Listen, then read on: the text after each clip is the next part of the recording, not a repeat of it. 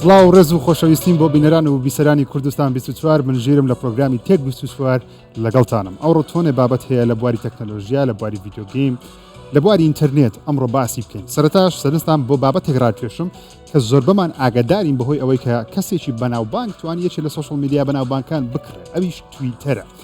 ئیلۆن مەسک توانی تویتەر بکڕێ بە 40 ملیار دۆلار، بەڵام ئێستا بەهاکەی دابەزیوە بۆ 20 ملیار دۆلار، واتە نیوەی داهاتەکە و دەتوانین بڵێن نیوەی نرخی تویتەر لەدەست درراوە. هۆکارەکان چین بۆچی تویتەر ئەو بڕەپارێ زۆرە لەدەستدا لە ماوەی چەند مانگێک کەوا ئیلۆن مەسک بۆ بەڕێوبەری جێبەجێکار وەرە بۆ خاوەنی سەرجەم پشکەکانی کۆمپانیای تویتەر. ئیلۆن مەسک کە تویتەری کڕی بە ئامانجی ئەوە کڕی وتی دەمەوێت بۆچوونی ئازاد بۆچوونێکەوە لای چەپ و لای ڕاستی ئەمریکا بتوانن بۆچوونی خۆیان لەو پلتفۆرمە دەربڕن. بەڵام زۆر خەڵک دەڵێن هۆکاری سەرەکی دابەزینی ئەو بەهایە گەورەی تویتەری بۆ ئەوی دەگرێتەوەکەوە ئیلۆن مەسک زیاتر لایەنگری بۆ لایەک دەکات، لایەکەی دیکەی ئیهمال کردووە. زۆر خەڵک دەڵێن ئێمە ناتوانین بۆچوونی خۆمان بە ئازادان لە تویتەر دەرببڕین، چونکە تویتەر یاخود ئەو سیاسەتە نوێی تویتەر بەڕێوە دەبا دەڵێ بانمان دەکەن، ئەکاونتەکانمان دیلێت دەکەن. ئیلۆن مەسک خۆی بە فەرمی ڕاگەیاندکەوە نیوەی داهاتەکەی لە تویتەر لەدەست داوە، بەڵام دەڵێ ئێمە ئەو تەنیا سەرەتایەکە بۆ ئەوەی تەواوی پلتفۆرمەکانی دیکە بەو شێوەیە لێ بکەن. وەروە ئیلۆن مەسک دەڵێ ئەو کرێی مانگانەی دامان ناوە بەو کەسانی دەیانەوێ ڤێریفای وەربگرن یاخود سەحەشینەکە وەربگرن لە تویتەر دەبێتە هۆکارێک بۆ ئەوەی داهات لە تویتەر بەرز بکەینەوە، بەڵام ئەو کاتە کێیە تاوەکو ئێستا نازانێ. وەروە زۆر خەڵکی کێشەی لەگەڵ ئەو ڤێریفای تویتەر هەیە، دەڵێن زۆر خەڵکیە کەسی بەناوبانگ نییە، کەسی زۆر ئاسایی یاخود ئینتەرنێت ئەو کەسایەتی دروست کردو بۆ نەپی دەڵێن بۆتێکە ئەو ڤێریفای لە تویتەر وەردەگرێ. بۆیش کەسی ڕاست و ناڕازە تویتەر ئێستا دەتوانین بڵێن وەکو بۆتی لێ هاتووە، کەس نازانین چێ ڕاستە و چێ فەیکە. گرنگترینش دەبێت ئیلۆن مەسک دەڵێ ئێمە ئاگاداری و بابەتین و دەمانەوێت بە زووترین کات بەهای تویتەر بەرز بکەینەوە. دەینە سەر بابەتێکی دیکە لەو هەفتێ لە بواری زانستی زۆر شت لەلایەن ناسا باشکرا کرا، بەڵام ئەوەی سەرنجڕاکێش بووە خەڵکەکی زۆر سێ لەسەر کرد گۆڕانی کەش و هەوایە لەسەر زەوینا، بەڵکو لەسەر دوو هەسارە، ئەویش ئۆرانۆس و مشتریە. ناسا چەند ڤیددیوەیەکی بڵاو کردەوە، ڤیددیوەکان بە وێنە تۆمارکراون لەلایەن تەلسکۆبی هەبڵ کە تەلسکۆبێکی زۆر بەناوبانگە، وێنەی کواڵەتی زۆر بەرزی هەسارەکان دەگرێت. ناسا دەڵێ هەردوو هەسارە هەم ئۆرانۆس و هەم مشتری کە لە کۆمەڵی خۆری ئێمەن کەش و هەوایان گۆڕانکاری بەسەرداهاتوە. بۆ نمونە ئۆرانۆس لە ساڵی 2014 کەش و هەوایەکەی هەرچەندە بە وێنە دیار نییە، بەڵام کەش و هەوایەکەی بەو شێوازە بووە کەوا دەبینین ڕەنگە سپیەکە زۆر کەمە، بەڵام ئێستا ساڵی 2022 ساڵە پێشەستا کەش و هەوایەکەی تاوا گۆڕراوە. چۆن دەڵێ ڕەنگێکی سپی تاوی ئەو هەسارەی داپۆشیوە. هۆکارەکەشی بە ئەوی دەگرێتەوە زانایان دەڵێن ئەو هەسارەیە تووشی جۆرە چۆن دەڵێ هەورێک بووە، ئەو هەورە وەکو ئەو وایە کە چەندین کارگەی گەورە لەسەر ئەو هەسارەیە پێکراون دووکەڵێکی زۆری هەڵکردووە. بێگومان لەسەر هەسارەیە کارگە نییە لەبەرەوەی هیچ ژیانێکی لەسەر نییە و هەسارەیەکی گازیە خاچشی نییە، بەڵام گۆڕانی کەش و هەوا لەو هەسارانە زۆر بە کەمی ڕوودەدەن لەبەرەوەی ساڵی ئەوان وەکو ساڵی ئێمەنیە. بۆ نمونە ئۆرانۆس 87 ساڵی زەوی پێویستە تاوەکو 1 ساڵ بستە پێش. وەروە خولانەوەکەشی زۆر ناڕێکە لە چاو زەوی، بۆ منە لەسەر لایەک دەسوڕێتەوە، نەک وەکو زەوی بە شێوەیەکی ئاسایی لە شوێنی خۆی دەخولێتەوە. ئەو هەسارێ لەسەر یەک لا دەخولێتەوە و دەسوڕێتەوە لە دەوری ڕۆژدا یاخود خۆردا. مشتری شتێکی زۆر سەرنجڕاکێش لە مشتری دۆزرایەوە. ئەوە وێنەی مشتریە یاخود جوپتەرە کە زۆربەمان بینیوانە لە ئینتەرنێت، بێگومان وێنە ئاخر وێنەی کە لە 2022 گیرا بەو شێوازە بوو، بەڵام ئێستا لە 2023 وێنە نوێیەکی کە گیراوە دەبینین کەوا پەڵەیە سوورەکە زۆر بچوک بووەتەوە. زانایان دەڵێن 150 ساڵە شتی لەو بابەتیان نەبینیوە، نەیان بینیوەکەوە ئەو پەڵە سوورە بەو شێوەیە بچوو بکرێتەوە. هۆکارەکەشی چیە بێگومان گۆڕانی کەش و هەوایە. دەڵێن زیاتر لە 150 بۆ 200 ساڵی پێویستە تاوەکو ئەو پەڵەیە سوورە شێوەی خۆی نیشان دەدەوە. جا ئەو پەڵەیە سوورە چییە؟ ئەو پەڵەیە سوورە زۆرێکە لە هۆرکین یاخود زریانێکی گەورە کە لەسەر هەسارەی مشتری ڕوودەدا، قەبارەکەشی ئەوەندە گەورەیە دوو زەوی تەنیا لەو پەڵە سوورە شوێنی دەبێتەوە. ناسا دەڵێ گۆڕانی کەش و هەوا تەنیا لەسەر زەوی نییە، بەڵکو تەواوی کۆمەڵی خۆر گۆڕانی کەش و هەوای بەسەردا دێ. دێمە سەر بابەتێکی دیکە ئەپدەیتێکی نوێ لەسەر ئایفۆن، ئایپاد، سەرجەم ئامێرەکانی ئەپڵ بەردەست بوو لەو هەفتەیە لە ئەپل واچیش لە ماک ئۆ ئێسیش هەر هەمووی ئەپدێتێکی نوێ لەبوو هات. ئەمڕۆ دەمێ سەرنجتان ڕاکێشم بۆ iOS 16.4 چەند شتێکی زیاد کردووە. ئێستا دەتوانن مۆبایلەکانتان ئەپدەیت بکەنەوە ئەگەر بێت و ئایفۆنێک بەکاردێنی سەروی ئایفۆن 8 بێ. شتە نوێیەکان چین 21 ئیمۆجی نوێمان هەیە کە دەبینین هەندێک نمونە لێرەداناوە چەند فەیسێکی نوێمان هەیە دموچاوێکی نوێمان هەیە بە ئیمۆجی وەروە چەند چۆن دەڵێ دڵێکی جیاوازمان هەیە بە ڕەنگی جیاواز لەگەڵ هاتنی نۆتیفیکیشن لە ڕێگەی ئەو وێبسایتانەی کە تۆ سەبسکرایبیان دەکەیت چۆن مەسەرەن فەیسبوک نۆتیفیکیشنت بۆ دەنێری ئاگاداریت بۆ دەنێری ئێستا ئەو شتە بۆ وێبسایتەکانیش زیاد کراوە بۆ نە وێبسایتێک کە سیف کردو لەسەر شاشەکەی خۆت نۆتیفیکیشنت بۆ دەنێرە و نیشان دەدا. شتێکی دیکە کە جێگەی سەرنجە وەروە خەڵکەکی زۆر ڕخنیان لێگر لەسەر ئەپڵ ئەویش زیادکردنی فیچەرێکە کە پێشتر هەبوو بە خۆڕایی بەڵام ئێستا بۆتە پارە ئەویش دیڤڵۆپەر بێتایە بۆ نەتاقیکردنەوەی iOS پێشەوەی بە فەرمی بەردەست بێ تۆ دەتوانانی بە شێوەی بێتا تاقیکاری تاقیکەیتەوە. ئێستا لە ڕێگەی سێتینگەوە تۆ دەتوانی ئەو کارە بکەیت بەڵام پێویستە پارە بدەیت. پێشتر دەتوانی لە هەر ماڵپەڕێک ڤێژنی بێتایەکە داڵۆنکەی و بەکاری بێنی بەڵام ئێستا تەنیا لە ڕێگەی ماڵپەڕی ئەپڵ بەردەستە دەبێ ئەکاونتێک دروست بکەی ئەویش پارەیە پارەکەشی لەوانەیە زۆر نەبێ ساڵی $10 بەڵام ئەو کەسانێک کە پێویستیان پێ و حەز دەکەن تاقیکەنەوە ساڵە دەبێت $10 بدەن.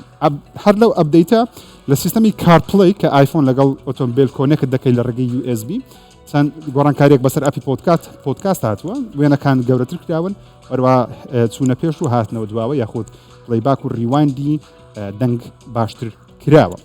دێمە سەر بابەتێکی دیکە هەر لەسەر کۆمپانیای ئەپڵ دەو هەفتەیە ڕوویدا شتێکی زۆر سەرنجات شەلاین لە کوردستان زۆرمان پێویست بی و خەڵکەکی زۆری جوانی سوودی لێوەرگری بەڵام بەداخەوە ئەو فیچەرە لە کوردستان بەردەست نییە. دواتر پارە بدە شتەکە بکڕە بەڵام دواتر پارە بدە ئەوە چییە؟ ئەپڵ دەڵێ لە ڕێگەی سیستەمی ئەپڵ پەی کە ماستەر کارد یاخود ڤیزا کارتێکی تایبەتە بە بەکارهێنەرانی ئەپڵ دەتوان لە بۆ خۆیان لە ئەمریکا دروستی بکەن تۆ بۆ نمونە دەچی شتێک دەکڕی بە $1000 تۆ ڕاستەخۆ پێویست ناکە $1000 بدەیت بەڵکو لە ڕێگەی سیستەمەکەی ئەپڵەوە یاخود ڤیزا کارتەکەی ئەپڵ خۆی $1000 دەدا بەڵام بە 4 قست ئەپڵ پارەکە لێوەردەگرێتەوە واتە تۆ دەبیتە خاوەنی ئەو شتە پێشوەختە کە پارەشت نییە ئەپڵ بە 4 قستی جیاواز پارەکەت لێ وەردەگرێتەوە. ئەپڵ دەڵێ ئێستا بیکڕە و دواتر پارەکە بدا ئەوە فیچەرێکی گەورە بوو لەو هەفتەیە بەردەستی خست لە چەند هەرێمێکی ئەمریکا ئێستا بەردەستە ئەپڵ دەڵێ تا کۆتایی ئەو ساڵ لە چەند وڵاتێکی جیاواز بەردەستی دەخەین بەڵام پلانیان نییە ئەو جۆرە تایبەتمەندیە بهێنە ڕۆژهەڵاتی ناوەڕاست یاخود ئەو وڵاتانەی کەوا بەو شێوەیە پێشوازی لە کۆمپانیای ئەپڵ و سیستەمی پارەدانی ئەپڵ ناکەن. خۆشەویستان لەو هەفتەی زۆر بابەت ڕوویدا دەمەوێت سەرنجتان ڕاکێشن لە ڕێگەی راپۆرتێکەوە 12 هەواڵی خێراتان پێشکەش دەکەم لەوانەیە کاتمان نەبێ ئێمە هەر هەمووتان بۆشی بکەمەوە بەڵام 12 هەواڵی خێرا لەم راپۆرتە بینەربن.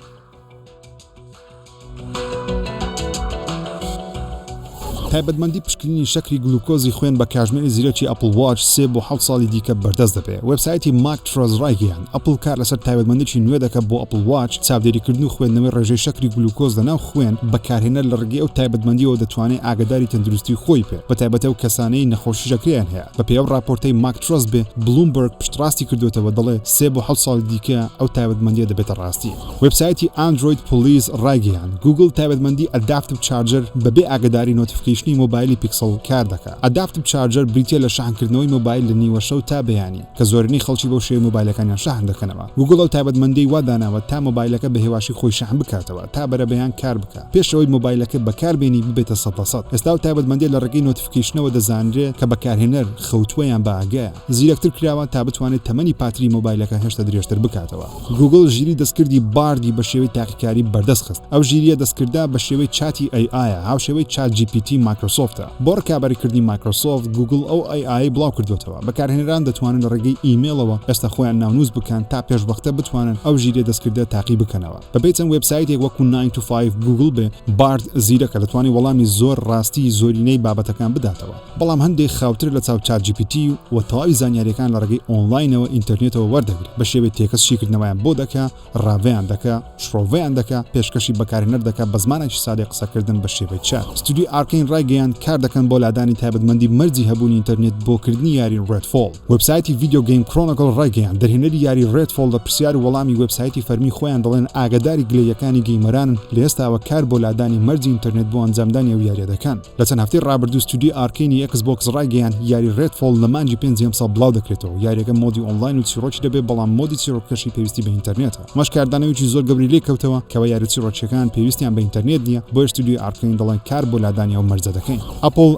ئەپل میوزیک کلاسیکلی بڵاو کردەوە. وێبسایتی ماک رومرز تایبەتمەندەکانی ئەو ئەپە باز دەکات. میوزیکی کلاسیک ئەپێکە هاوشێوەی ئەپل میوزیکە بە هەمان شێوە بۆ پلێکردنی میوزیک ساوندتراکی دەنجی بەڵام تەنیا بۆ میوزیک ساوندتراک تراک و ئەلبومی کلاسیک بەکاردێ. هەزاران میوزیک و تراکی کلاسیک لە خۆ دەگرێت کە بە چەندین ئاواز و ئالەتی جیاواز تۆمار کراون. ئەو ئەپە دەتوانێت بە کواڵیتی های ڕێس لۆسلس 192 کیلۆهرتز لەسەر 24 بیت تایبەتمەندی دۆڵبی ئاتمۆس میوزیکەکە پلی بکە کە بەرزترین زۆری کواڵیتی میوزیکە لە جیهاندا. ئێستا ئەپەکە بە خۆڕایی لە ئاپستۆر بەردەستە لەسەر ئەمریکانی ئەپل کار دەکات بەڵام پێویستی بەکری مانگانەی ئەپل میوزیکە تا کار بکات. وێبسایتی دەسەن ڕایگەیاندەوە گوگل زیاتر لە ملیارێک بەکارهێنەری ئاگادار کردوێتەوە لە جۆرە ئاگاداریەک کە هێرش دەکاتە سەر هەژماری بانکی ئەو کەسانە. نامەیەک لە ڕێگەی خزمەتگوزاریەکانی گوگڵەوە وەکو جیمیل بۆ زیاتر لە 1 میلیارد کەس نێردراوە کە بە بەکارهێنەر دەڵێ بۆتە خاوەنی $1000 یاخود ئایفۆنێکی 256 گیگابایتی یان گالاکسی S8 لەو نامە فێڵکاریە هاتووە بۆ وەرگرتنی خەڵاتەکە دەبێت هەژماری بانکی خۆت داخل بکەیت بەڵام گوگل دەڵێ پڕکردنەوەی ئەو فۆرمەی هەژماری بانکی دەخاتە ژێر مەترسی بۆیە نامەکە بسڕنەوە بمەیکەنەوە. وێبسایتی مۆتۆر بیسکێت ڕایگەیان کۆمپانیای فۆرد بە بێدەنجی سێشت لە ئۆتۆمبیلی نوێی مەستەجی لاداوە. نەوەی نوێی مەستەنگ S650 بەڕێوێ و دەبێت یەکێک لە ئۆتۆمبیلانەی بازاری ئۆتۆمبیلی گازوایل بهێڵێتەوە پێشەوەی بە تەواوەتی ئۆتۆمبیلەکان ببنە کارەبایی. ئەم ئۆتۆمبیلە سێ تایبەتمەندی لە خۆ ناگرێت. ترانسمیشنی مانوەڵ واتە گێر عادی لە خۆ ناگرێت، جۆری GT و ئیکۆبوستەکەی سەقفی کۆنڤێرتەبڵیان نییە و گێر و داشبۆردەکەی لە جۆری دەبڵ بەبڵ دەبن. ئۆتۆمبیلە نوێیەکەی مەستەنگ تا جۆری مەچینی 8 پستۆن بەردەست دەبن. نرخیشی $51,000 دەبێت لە جۆری GT پریمیەم. یاری فاینل فانتەسی 16 بە دوو کواڵیتی جیاواز لە ڕۆژ یەکەمی بڵاوبوونەوەی بەردەست دەبێت. وێبسایتی پوش سکوێر ڕاگەیان کۆمپانی سکوێر ئینێکس ڕاگەیان یاریەکە لەسەر پلیستیشن 5 بە کواڵیتی 4K لە 30 فریم و 2K لە 6 فریم بەردەست دەبێت. بە پێی دیمەنە نوێیەکان بێ یاریەکە لە 6 فریم زۆر قەشەنگە و یەکێکە لە یاریە سەرنجڕاکێشە نوێیەکانی ئەم ساڵ لەسەر پلیستیشن 5 بەردەست دەبێت. وێبسایتی ماک رومرز دەزاری چەند کارمەندێک و ئەندازیاری پلەبەرزی ئەپل ڕایگەیان نیگرانێکی زۆر لەسەر هێدسێتە VR-ەکەی ئەپل هەیە. بەپێی راپۆرتێکی نیویۆرک تایمز هەندێک لە ئەندازیارە پلەبەرزەکانی ئەپل دەڵێن ئەو ئامێرە VR ئەپل ئامادە نییە، کێشی زۆر قورسە و لەسەرکردنی هاسوودە نییە و تێچوەکەی نزیکی $3000 بەڵام تیم کۆک بەڕێوەبەری جێبەجێکاری ئەپل دەیەوێت ئەو ئامێرە لە کۆتایی ئەم ساڵ بڵاو بکاتەوە. هاوشەی بڵاوکردنەوەی کاژمێرە زیرەکەکە سەرکەوتن بەدەستپێنێ کە لە سەرەتا بڵاو کرایەوە کڕیارێکی تایبەت و کەمی هەبوو ئێستاش زۆرینەی بەکارهێنانی ئەپل بەکاری دێنن. ستودیۆ پلەیگراوندی ئەکسبۆکس نوێترین نەخشە و DLC نوێیان بۆ یاری فۆرزا بڵاو کردەوە. بەرهەمەکە بە ناوی ڕاڵی ئەدڤێنچەرە فۆکس دەخاتە سەر چێبڕچێ سەرخۆڵ، چەندین مەیدان و لۆکیشن و ئۆتۆمبیلی جیاواز لە خۆ دەگرێت. لەسەر گەیم پاسی ئەکسبۆکس یاریەکە بەردەستە بەڵام ئەم DLC نوێیە بەپارەیە. دوای 3 ساڵ لە بڵاوبوونەوەی گەیمەران ئێستا نهێنی و هێلکەیەکی هەڵنەهێنراوی ناو یاری Call of Duty Modern Warfare 2 ریماستەر دەدۆزنەوە. نهێنیەکە بریتە لە نیشاندانی زۆمبی لە شاشەیەکی TV لە ناو یاری Modern Warfare کە تا ئێستا زۆمبی تێدا نەبووە. بۆ هەڵهێڵانی ئەو هێلکەی نهێنیەش لە ئەرکێک لەگەڵ کارکتەری گۆست لە بەندیخانە دەبێت لای ئەم دەرگایە نارنجۆکێک بخێتە نێو ئەم بۆشایە. لەم دەرگایە دێتە دەرەوە و دەچیتە سەرەوە بۆ لای تیڤەکە لەبێت زۆمبیەک لە تیڤەکە نیشان دەدا کەوە ڕادەک. ئەمە یەکەم جاران ئەم نهێنیە بدۆزرێتەوە پێدەچێت زۆمبیەکانی ناو یاریەکی وەکو Call of Duty Black Ops بێ پەرەپێدەران وەکو نهێنی و هێلکەیەکی هەڵنەهێنراوە بۆ گەیمەرانیان داناوە تاوەکو بیان دۆزنەوە. بەپێی راپۆرتێکی نوێی وێبسایتی ئەپل ئینسایدەر بێ iOS 17 هەندێک تایبەتمەندی تێدا دەبێت چەند ساڵێکە بەکارهێنەران و هەوادارانی ئەپل داوای دەکەن. هەرچەندە تایبەتمەندیەکان ئاشکرا نەکراوە بەڵام مارک گۆرمانی وێبسایتی بلومبەرگ کە جەپێکەرێکی بەناوبانجی ئەپڵ دەڵێ ئەو تایبەتمەندیانە پەیوەندیان بە iOS 16 نابێت وەکو گۆڕینی لۆک سکرین بەڵکو تایبەتمەندی تەواو نوێ دەبن کاری ڕۆژانەی خەڵکی ئاسانتر دەکات.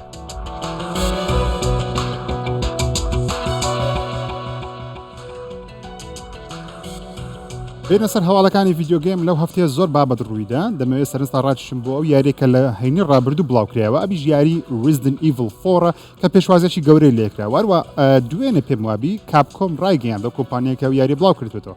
وتی لە ماوەی 2 ڕۆژی ڕابردوو 3 ملیۆن کۆپی لەو یاری فرۆشراوە کە یەکێکە لە پڕفرۆشترین یاریەکان لە مێژوودا لە زنجیرەی Resident Evil. وەروە ڕەخنەگرانیش پێشوازەشی زۆر باشن لە Resident Evil 4 ریمەیک کردووە نمرەی 93% لە وێبسایتی Metacritic پێداوە. یەکێکە لە یاریە نایابەکە من خۆم یاریەکەم تقریبا تەواو کردو بەڵام هێشتا تەواو نەکردو زۆرم بەدڵە بەڕاستی بەو کەسانی حەزیان لە یاریی کلاسیک Resident Evil ئەو یاریە شایەنی تاقیکردنەوەیە.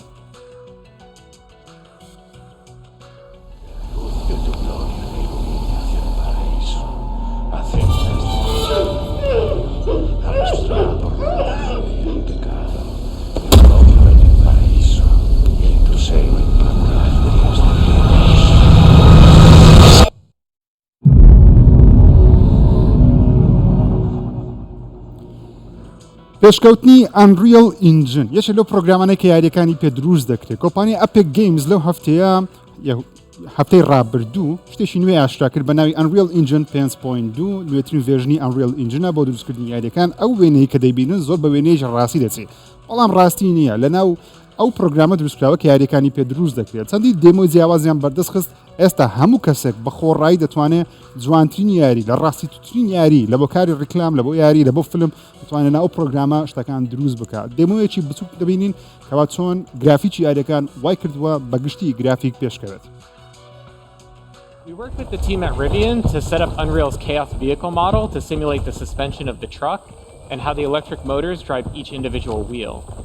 Chaos also simulates how the tires compress and deform, and Metasounds enabled the team to precisely resynthesize the sounds of the electric motors and mix them with the ambisonics of the jungle.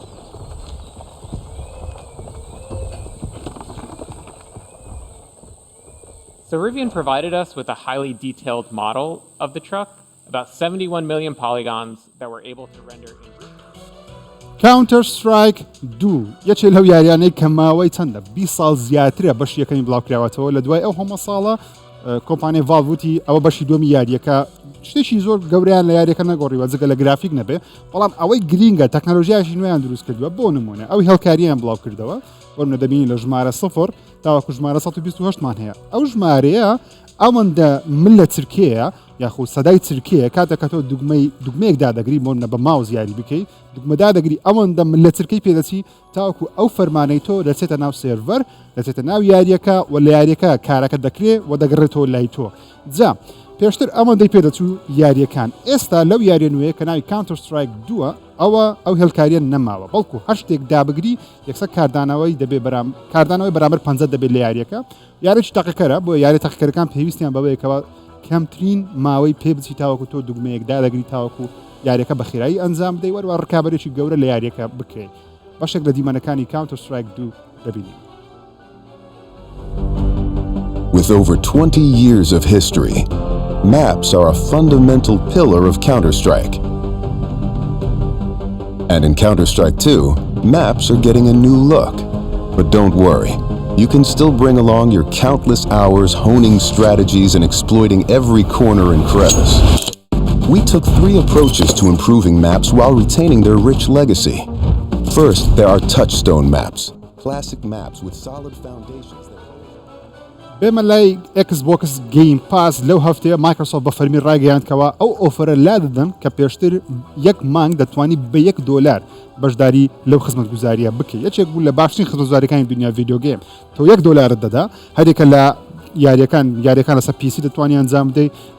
خزمەتگوزاری گۆڵت وەردەگرت کە تۆنێک یاری دەداتێ مانگانە. EA Play وەردەگرت وەروە لەسەر کۆنسۆلیش دەتوانی یاریەکان بکەیت. مایکرۆسۆفت وتی ئەو ئۆفەرە کۆتایی پێ هاتووە لەمە و دوار کەسێک بیوێ Xbox Game Pass Ultimate بەکاربێنێ پێویستە $15 مانگانە بدە.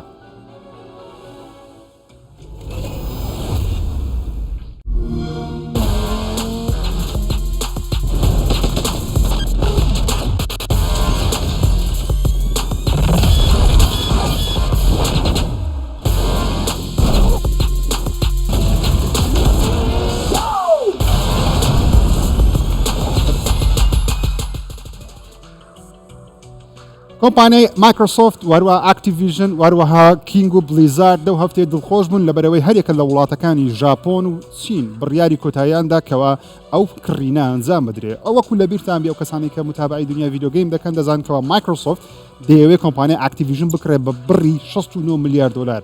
کڕینەکە ئەوەندە زۆرە حکوومەتەکان تەداخل دەکەن تاوەکو نەهێڵن یاخود بهێڵن ئەو کڕین و فرۆشتنە ئەنجام بدرێت. دوو وڵاتی گەورە ماوەکەوە چۆن دەڵێ ڕەزامەندی بفەرمون تاوەکو ئەو کڕین و فرۆشتنە ئەنجام بدرێت. هەرێکە لە وڵاتەکانی ئەمریکایە کە تاوەکو ئێستا دەڵێ نەخێر وەروە بەریتانیا نەرمی نواندووە بەڵام بڕیاری کۆتایی نەداوە. بەڵام ژاپۆن و چین وتیان ئاساییە مایکرۆسۆفت ئاکتیڤیژن و بلیزارد و کینگ بە $69 ملیۆن بکڕێت.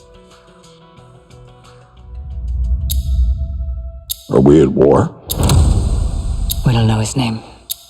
Money, weapons, intel. He's planning something. Sergeant McTavish, welcome to the City of Souls. There are few here to uphold the law, and many of those who resist corruption disappear. هەژدە لە بەهێزترین و نوێترین یاریەکانی پلیستیشن 4 و پلیستیشن 5 دەبینین لە ساڵی 2023 کە هەندێکی بڵاو کراوەتەوە هەندێکیشی بەنیازە بڵاو بکرێتەوە لەم راپۆرتە بەم ئامادەکردوون بینەر بن. 2023 هەندێک یاری بڵاوکرانەوە و تۆنێکیش ماوە بێتە سە پلیستیشن 4 و 5 ئەمڕۆ باسی لە 18 گەورەترین یاریەکانی ئەم ساڵ دەکەین با بە ژمارە 18 دەست پێ بکەین.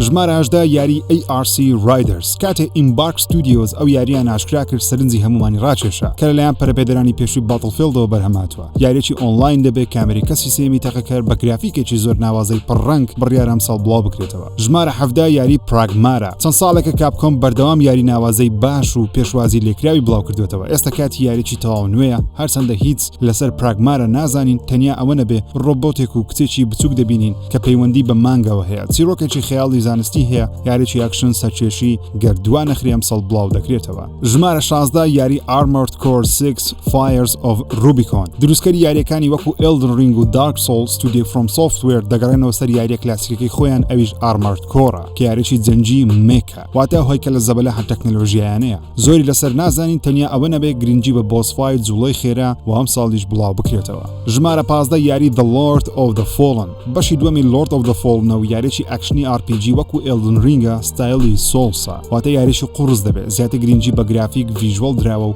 بە Unreal Engine 5 دروست کراوە و زۆر سەرنجڕاکێش دیارە ئەم ساڵ بڵاو دەکرێتەوە. ژمارە 14 یاری Atomic Heart چی ڕوویدەدا ئەگەر یەکێکی سۆڤێت لە جەنجی سارد لە ئەمریکای ببردبایەوە چۆن حکمی جیهانی دەکرد تۆ وەکو کارکتەرێکی ناو یاریەکە بە ناوی Atomic Heart وەڵامەکەی وەردەگری کە یاریێکی کامیری کەسی یەکەمی تەقەکەری ئەکشن سەرچێشی و ئێستاش بەردەستە. ژمارە 13 یاری Avatar Frontiers of Pandora ماوەی چەندین ساڵە چاوەڕوانی ئەو یاری یوبیسۆفتین یاریی جیهانی کراوەی ئەڤەتارمان پێشکەش بکە گەردوانە خرێم ساڵە و ساڵە دەبێ و یاریە ببینین. ژمارە 12 یاری Lies of P بەشی دومی بلادبۆرنمان نەبینی و لەوانەشە نەیبینی بەڵام Lies of P کە کورتکراوەی پینۆکیۆیە چیرۆک و یاریێکی هاوشێوەمان پێشکەش دەکات کە زۆر جێگەی سەرنجە لە هاوینی ئەو ساڵیش بڵاو بکرێتەوە. ژمارە 11 یاری Alan Wake 2 ماوەی 13 ساڵە بەشێکی نوێی Alan Wakeمان نەبینیوە. ڕۆمانوسە بەنابانکە لە دارستانەکە هاوژینەکەی ون دەکات یاریی چیرۆکی ترسناکی نایاب بەشی دووەمی ئەم ساڵ دێت. ژمارە 10 یاری Hogwarts Legacy یاریەکەی هاری پۆتەر و بەبێ هەبوونی کارکتەری هاری پۆتەر لە قوتابخانەی هاگوارتس سەرکەوتنێکی گەورەی بەدەست هێنا یاریی ناوازەیە گەر حەز بکەی وەکو قوتابێکی قوتابخانە جادوویەکەی هاگوارتس جوانە بخوێنی سەرچێشەکان تاقیکەیتەوە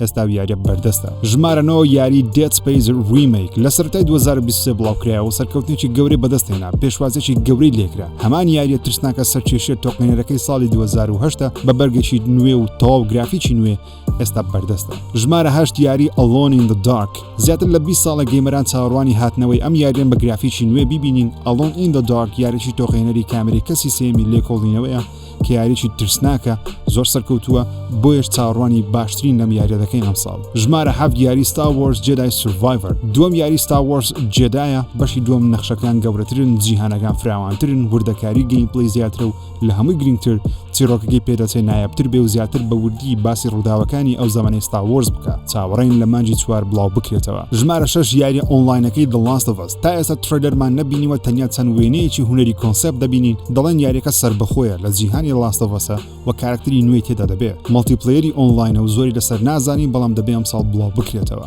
ژمارە 5 یاری Street Fighter 6 Street Fighter یاریی کلاسیکی کۆنی کاپکۆمە لە ڕووی گرافیکەوە زۆر ڕنگدار و ناوازە دیارە کارکتەری کۆن و نوێی زنجیرەکە لە خۆ دەگرێ هەندێکیان شێوەیان نوێ کرابەتەوە لە مانجی 6 ئەم ساڵ بڵاو دەکرێتەوە. ژمارە 4 یاری Silent Hill 2 دوای چەندین ساڵ لە دەنگۆی جیاواز و دزە پێکردن لە کۆتاییدا ئەم ساڵ یاری Silent Hill 2 ریمیک بڵاو دەکرێتەوە یاریی کامێرەی کەسی سێمی ترسناک و لێکۆڵینەوە لەسەر شارۆچکەیە نەفرەت لێکراوەکەی Silent Hill کە گومانی یاریی نایابە هیوادارین دووبارە دروستکراوەکەی هەر بە هەمان شێوەی ڤێرژنی ساڵی 2001ەکەی بێت. ژمارە 3 یاری Final Fantasy 16 زنجیرەی Final Fantasy تا ئێستا بۆ هەموو گەیمەران نەبووە بەڵام ئەم جارە Square Enix هەوڵ دەدا یاریێکی گشتگیر بۆ هەمووان بڵاو کاتەوە لە ڕووی گرافیکەوە یەکێکە لە قەشەنگترین یاریەکانی ئەم ساڵ لە مانجی 6 بەردەست دەبێت. ژمارە 2 یاری Resident Evil 4 Remake تا ئێستا سەرکەوتووترین یاری Resident Evil دروست کرابێتەوە لە ئێستاوە گەیمەران بە یاری ساڵ ناوی دێنن بەهۆی ناوازەی چیرۆک و گرافیک و بەهێزی یاریەکە ئێستا بەردەستە لە قیس خۆتانی مەدەن یاریشی نایابە. ژمارە 1 یاری Spider-Man 2 ئەم جارە بە بەشداری Venom Miles Morales گومان نییە لەوەی چیرۆکێک گەورەتر فراوانتر نایابتر بێت. Spider-Man 2 گەورەترین یاری پلیستیشنە بڵاو بکرێتەوە پێشبینی فرۆشێکی زۆری بۆ دەکرێت لە پاییزی ئەم ساڵ بەردەست بێت.